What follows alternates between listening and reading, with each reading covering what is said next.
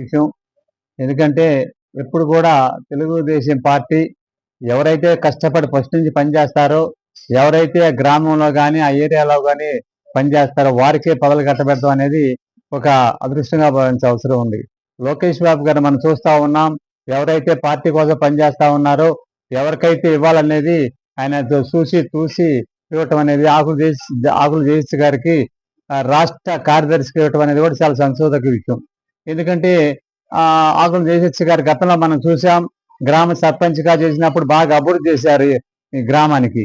అదే జడ్పీటీసీ కూడా మంచి మెజార్టీతో గెలిచారు. అప్పుడు జడ్పీటీసీగా కూడా దాదాపుగా ఈ మండలంలో అన్ని గ్రామాల రోడ్డు నిర్మాణం కానీ, వాటర్ కానీ, డ్రైనేజీలు కానీ అన్ని విషయాల్లో కూడా ఆ అమ్మాయి తిరుగుతూ బాగా పనిచేశారు.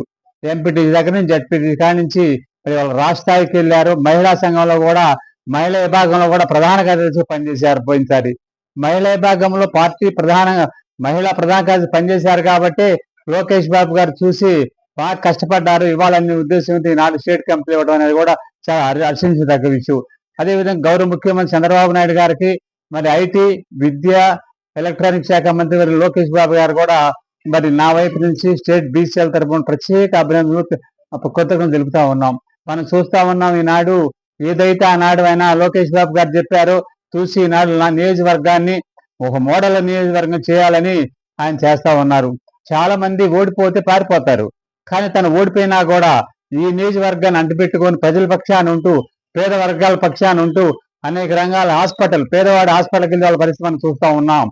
కానీ హాస్పిటల్ నిర్మించాలని ప్రైవేట్ హాస్పిటల్ సొంతగా నిధులతో కోట్లాది రూపాయలు వెచ్చించి అనేక రంగాలుగా పేద ప్రజలకి కానీ, విద్యార్థులకు కానీ అనేక రంగాలుగా ఆయన కృషి చేస్తా ఉన్నారు.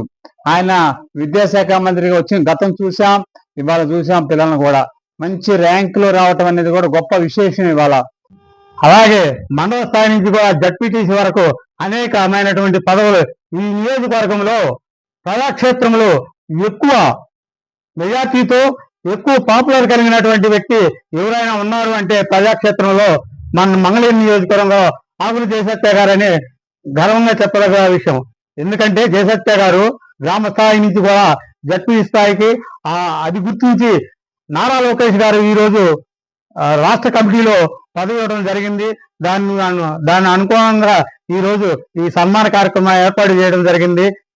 లోకేష్ గారు ఈ యొక్క నియోజకవర్గంలో ఆయనకి 5,53,000 మెజార్టీ ఇస్తే చాలంటే ప్రజలందరూ కలిసి 91,000 పైసలకు మెజార్టీ ఇచ్చినందుకు ఆయన కూడా ఈ నియోజకవర్గంలో అనేక మంది బీసీలకు, ఎస్సీలకు, ఎస్టీలకి కలిపి అన్ని సామాజిక వర్గాలకు కూడా కలుపుకుంటూ అనేకమైన ఉన్నత పదవులు ఈ నియోజకవర్గంలో ఇంతవరకు ఎవరు అనేటువంటి రాష్ట్ర స్థాయిలో పదవులు ఇవ్వడం జరిగింది.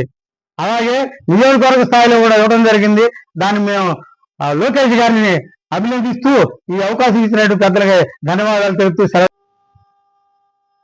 నన్ను సన్మానించడానికి వచ్చినటువంటి పెద్దలు గౌరవనీయులు జడ్పీటీసీగా ఉన్న టైంలో కూడా ఎంతో సోదర భావంతో నన్ను ఆదరించినటువంటి సుందర యాదవ్ గారికి ప్రత్యేక ధన్యవాదాలు తెలియజేస్తున్నాను. బీసీసీఎల్ అధికార ప్రతినిధిగా ఉంటూ గతంలో కూడా 10 సంవత్సరాల నుంచి తెలుగుదేశం పార్టీలో ఏ కార్యక్రమం ఉన్నా కూడా ముందుండి నడిపినటువంటి వ్యక్తి.